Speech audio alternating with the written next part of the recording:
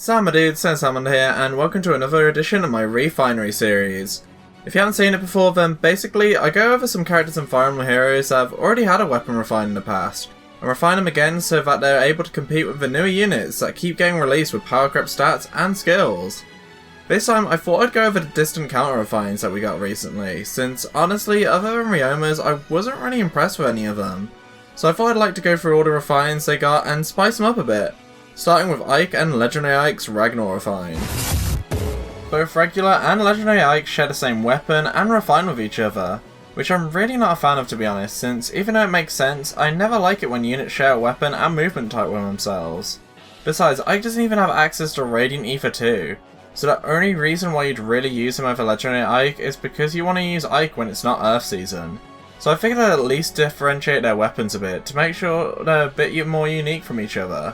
Ike keeps his original weapon, Ragnar, and like his old refine, accelerates his special cooldown and also allows him to counterattack regardless of a foe's range.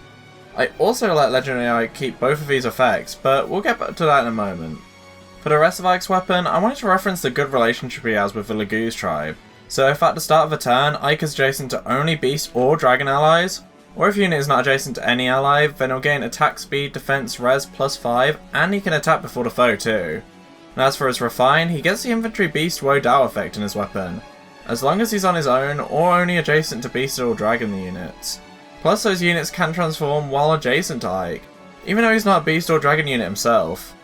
The effect really makes him stand out from not just his Radiant Dawn counterpart, but also from other units in general, and he can be a pretty unique addition to any Beast Emblem team, being a sword unit whose allies can still transform around him, and he's even got some cool bonuses for sticking around those allies too. As for Legendary Ike, like I said, I kept the accelerated special cooldown and the distant counter effect of his base weapon, which I'm calling Radiant Ragnar. I haven't played the Radiant series of games yet, but I heard one of Ike's aliases is the Patriotic Hero, so I thought it'd be an interesting ability if Ike had a skill based on that series of games. So if Ike is within 3 spaces of a hero from Fire Emblem Path of Radiance or Radiant Dawn, can +5 to all stats during combat, and will reduce damage from the foe's first attack by 40%.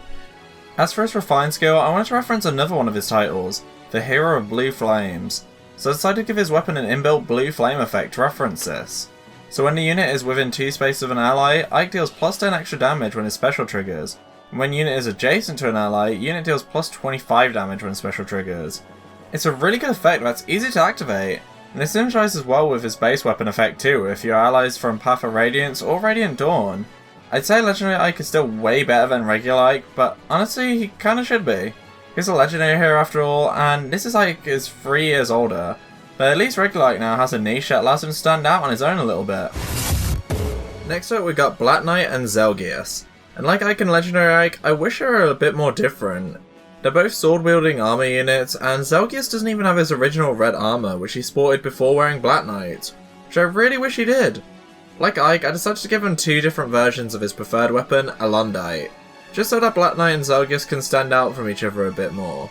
So let's start off with the original unit first, Black Knight. Black Knight's armor is blessed by the goddess Ashura, so because of this I thought I'd give him a skill similar to her exclusive C skill, Order's Restraint, with the difference being that it boosts attack and speed instead of attack and res, and an Alpanic bonus is only works for himself and not his allies. As for his refine, he was Micaiah's protector in Radiant Dawn, so I thought a Saviour skill would suit him really well. It's basically near and far save combined, however it only works if Black Knight's HP is at 25% or higher, and it grants him +3 to all stats instead of +4 to 2 of them, which is a really nice added bonus. Next up we got Zelgius, and I'm calling his new weapon Blessed Alondite. Grants him an accelerated special cooldown, which I forgot to mention, Black Knight also has that effect built into his weapon too. This is where the weapons start to differ however.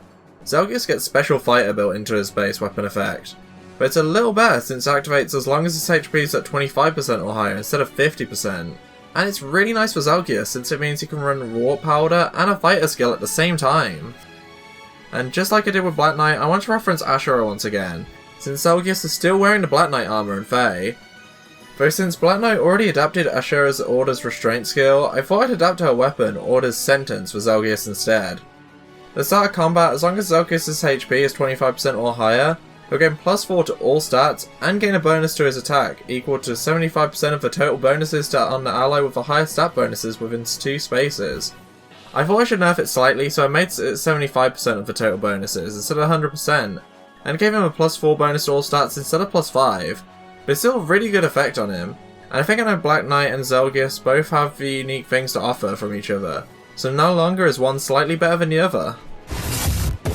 So oddly enough, even though I gave Ike and Legendary Ike, as well as Black Knight and Zelgius different weapons and refines despite the same person sharing the weapon, I actually decided to let Camus and Hardin continue to share their weapon refines. The reason is that even though they're both lance wielders, they both have completely different movement types from each other. So I think it's fine for them to share a weapon and refine since they'd both be built very differently.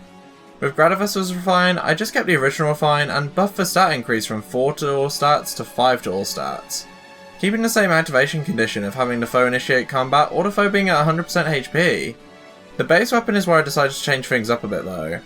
Of course they keep the distant counter effect in their weapon, but I also decided to give them a +3 speed bonus too, since they've got pretty average speed. So with that +3 bonus, and the extra 5 from that weapon effect, and adding merges and flowers into the mix, their speed stats can get really good. I also added a Nullsea Disrupt skill into the base weapon, which makes both units stand out a lot, since neither armor nor cavalry units can usually access the skill, and it synergizes perfectly with distant counter, so no fire sweep or dazzling effect will be stopping Camus or Hardin from getting a good strike in. Honestly, this unit probably doesn't need any more assistance after the refine he just got. I mean, come on, distant counter and a very easy to activate conditional null follow-up and +4 to all his stats is amazing. Originally, the only thing I was thinking of giving Ryoma was just adding +3 speed to his weapon and calling it a day, but then I thought of a really dumb additional effect that references character well, and I couldn't resist giving the skill to him. I moved all of Ryoma's refine effects to his base weapon, so now he's got space to have another refine effect there instead. If you're in the Fire Emblem community, you've probably heard of the Fates meme of Ryoma patiently waiting 25 turns for his revenge. So I thought of a refine where if Ryoma doesn't move a space for 25 turns, or until the final available turn in game modes like Mjolnir Strikes or Aether Raids, then Ryoma will gain Triangular Adept advantage over any foe he initiates combat against. And if a foe initiates combat, Ryoma can counter-attack before the foe can attack. It's an insanely good effect, but because of really strict activation conditions, you probably won't be activating him that often. It's just something that I thought would be funny a reference to add, and I figured I had to give him a really good effect to balance out how tough it is to activate the refine effect. Ryoma still has his old refine built into the base weapon, so he doesn't get worse with his refine. It's just a fun add-on effect if you have the patience to wait 25 turns to use it, and references a really funny meme and important chapter for the character. Moving on from one of the best refines of a batch, to probably the worst refine of a batch, the final unit we talked about in this video is Ryoma's Nohrian counterpart, the Crown Prince of Nohr, Xander. Like the rest of the characters on this list, Xander's base weapon is a distant counter weapon, and his refine makes it so that if the foe's HP is equal or higher than 75%, he inflicts attack defense -5 on the foe during combat, and makes it so they can't make a follow-up attack too. Even though I think Xander's probably got one of the shorter ends of the stick with his refinery batch, I think his refine's decent enough to keep.